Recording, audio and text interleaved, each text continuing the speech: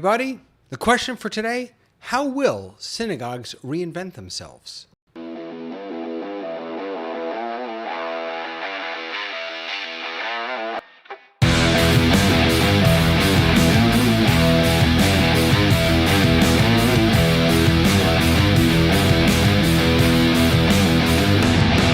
Hey everybody, Rabbi David here, your Torah tech guy, and I'm here on Torah Tech Tips, where I strive to share with you great tech for your great Torah. But today's going to be a little different because today I'm actually not really going to talk so much about tech, certainly not specific tools, but instead I want to look at an article that came out on November 4th called How Will Synagogues Reinvent Themselves? Now, that title is fantastic, but when you get into the subtitle, you'll see why I wanted to address this. So the article is, How Will Synagogues Reinvent Themselves? Hint, it won't be with Zoom. And then down below here, it says, synagogues can and should become the communal antidote to everything virtual. They should be the source, the last bastion of real human connections. Now, I thought when I first saw this article, by the way, this is in the Jewish Journal, from November 4th. The author is David Suissa. I hope I'm pronouncing that correctly.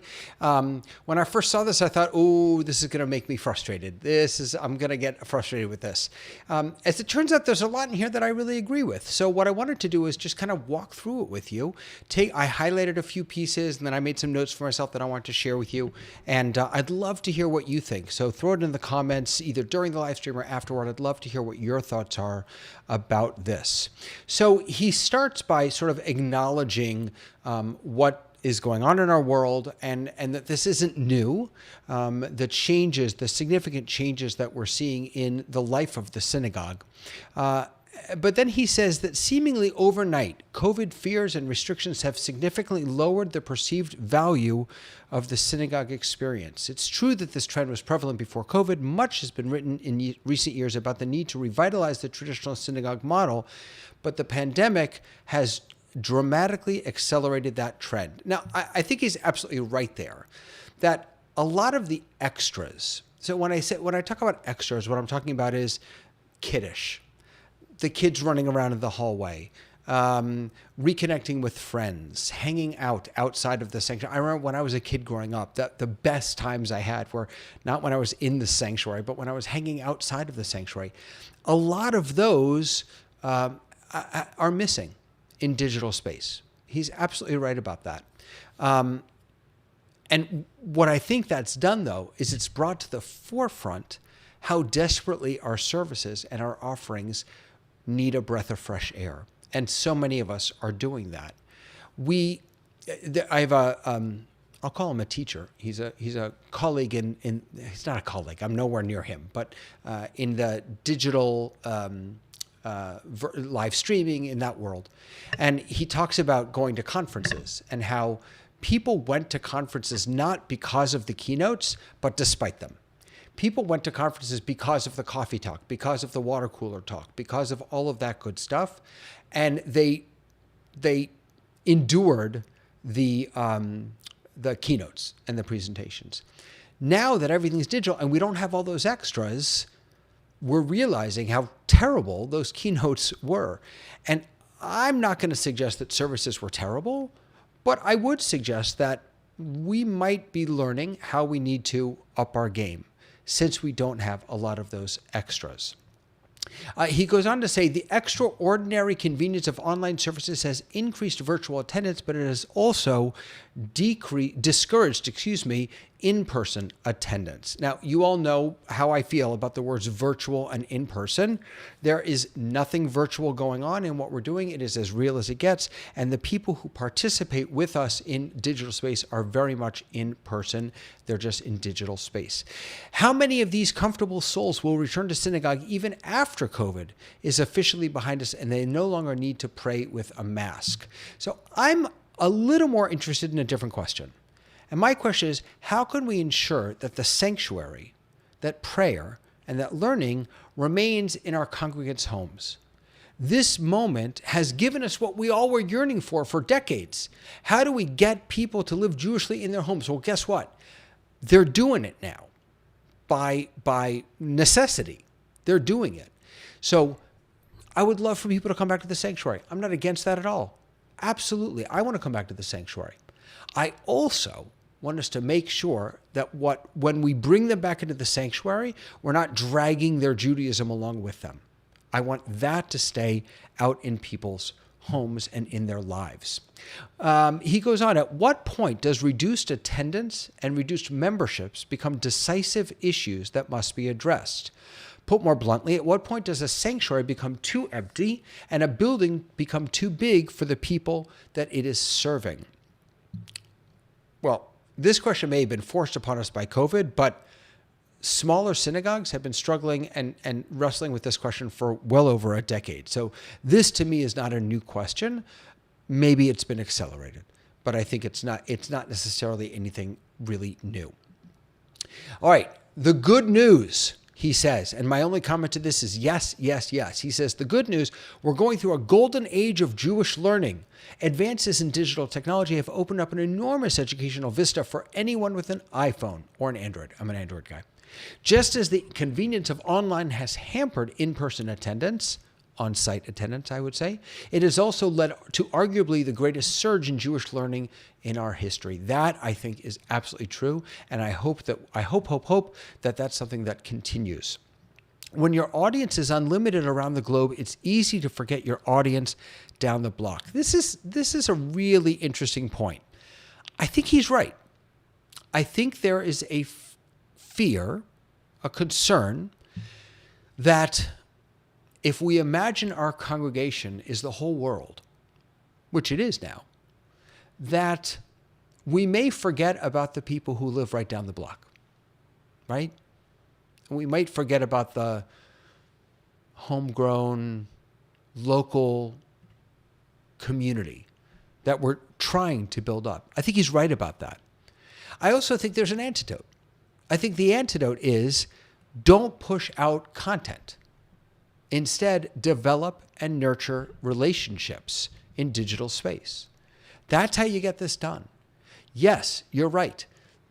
It is very difficult to connect with people in meaningful ways in digital space when you're on YouTube, when you're just broadcasting on YouTube or Facebook. But if you spend time developing real relationships with people, and I can only speak from my own experience over the past year and a half, 2 years, I've developed some really meaningful relationships with people I've never seen in person. That can exist. And you can recreate, to a certain extent, that hometown feel, even though your audience is all over the world. Let's see, what else do we have here? In addition to what they usually offer, synagogues can do more to celebrate the whole Jewish buffet from philosophy. So he's talking here about how synagogues might need to, again, reinvent themselves and change.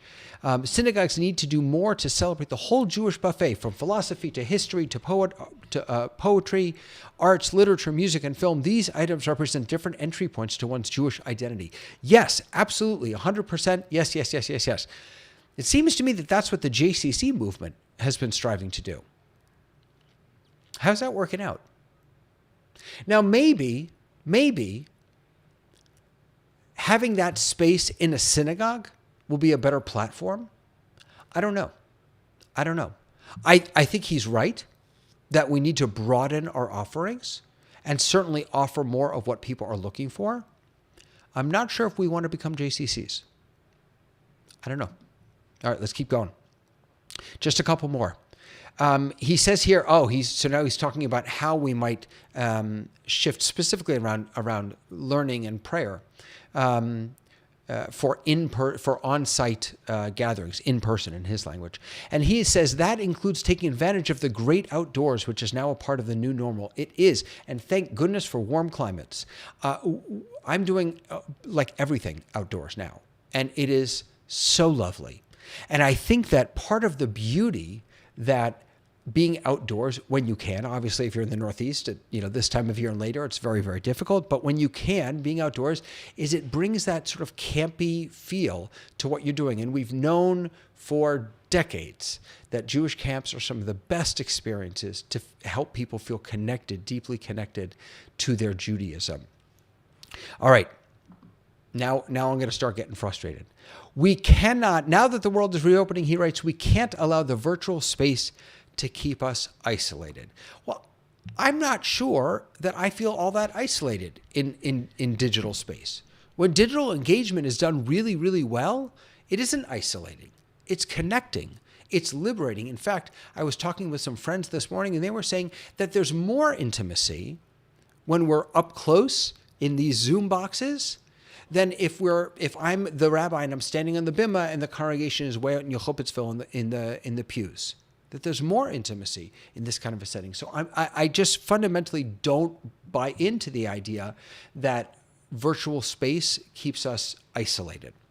Synagogues can and should become the communal antidote to everything virtual. This is what we read at the very top. They should be the source, the last bastion of real human connections. All right, let's take this apart here, because this approach to me is defeatist. It isn't either or. No one is suggesting that we should never see one another on site, in person, face-to-face, whatever, again. What we're saying is that the best online Jewish experiences, and the best online Jewish communal experiences should exist side and side with a place for physical gatherings that help us stay connected in other ways. They each serve their own purpose. One is not here to replace the other, but one is here to allow us to connect, to grow, to nurture relationships and Judaism and Torah in different ways. Why would we not want to embrace that? All right. Do I have anything else here? I think I got one more. Oh yeah, this is the big one. All right, ready? Here we go. When the Second Temple was destroyed nearly 2,000 years ago, our religion went through another earthquake. Our most prized piece of real estate, the place that kept us together and connected to our Creator, went up in flames. I can only imagine, by the way, I should have mentioned at the beginning, I put the link to this article in the down below in the description so you can read it on your own. I can only imagine that in the wake of that disaster, it must have been difficult for our ancestors to see any hope. How could they? The concrete core of their tradition was ripped apart. He's right. We overcame that destruction by being creative, resourceful and resilient, and by focusing not on real estate, but on soul estate. We carried the holiness and rituals of the temple with us throughout the diaspora, in our homes, our Shabbat tables, and in our houses of prayer and learning. We survived by staying connected to our tradition and to one another. Amen. Absolutely. The problem is that this analogy argues squarely against the author's main point. The rabbis didn't, when the temple was destroyed, the rabbis did not go back right away and build another temple. They, in fact, very thoughtfully and methodically shifted us away from sacred space. Shameless plug. You ready for a shameless plug? Hold on. I have a whole book about this. It's called The Search for the Sacred, where I talk about how after the destruction of the Second Temple, the rabbis moved, but that was embarrassing, the rabbis moved from sacred space to sacred time. So, in response to the destruction of the temple, they shifted where Judaism lived from space to time, from sanctuaries to Shabbat, from pulpits to prayer. So why in this moment, when we don't have access to our physical spaces, would we argue that they are our savior? That the very thing that we don't have access to right now, that has been destroyed by the pandemic, although it hasn't been destroyed, that we want to run back and rebuild that? In lieu of anything else. Of course we should rebuild them, but in lieu of anything else? Should we not find other ways to build communities, he says, to stay connected to our tradition and to one another? Of course we should. Of course we should. So at the end of the day, I want to encourage you to read this article. I think it's an important article. I think he makes some really interesting arguments. You can find it online at jewishjournal.com. I have the link down below. I have some real arguments with him on some of this stuff, but I think it's a worthwhile read. And as all of us think about how we're going to reinvent our own synagogues, because they are going to require reinvention, no matter what happens. We are in a moment of reinvention. We are at a Yochanan ben Zakkai moment. We're at who else? Yochanan ben Zakkai, he's the guy, right, who sort of helped us reinvent Judaism after the destruction of the Second Temple with Yavne. This is a moment. This is a moment. how are we going to reinvent ourselves and our communities? Speaking of reinvention and this moment, I want to encourage you to join me on Mondays. Oh my Lord, I've had the most wonderful conversations. This past week, I was with Rabbi Elise Wechterman. This coming Monday at 5 o'clock, I'm going to be with Rabbi Dan Judson, an old friend of mine from Massachusetts. He's at Hebrew College. I'm so excited to talk to him. And I have an amazing lineup for December and into January as well. So please do join me there. You can find that at TorahTechGuy.tv, and you can, of course, find all of my resources, everything I have available. If you want to reach out, get some help, go to www.TorahTechGuy.com. I'm here for you. I'm happy to help you, and really looking forward to meeting you. Tomorrow, I've got another how-to, and then next week on Torah Tech Tips, I've got a cool new toy that I want to show you. It's a nice little tip. All right, everyone. Have a wonderful day. See you tomorrow. Bye.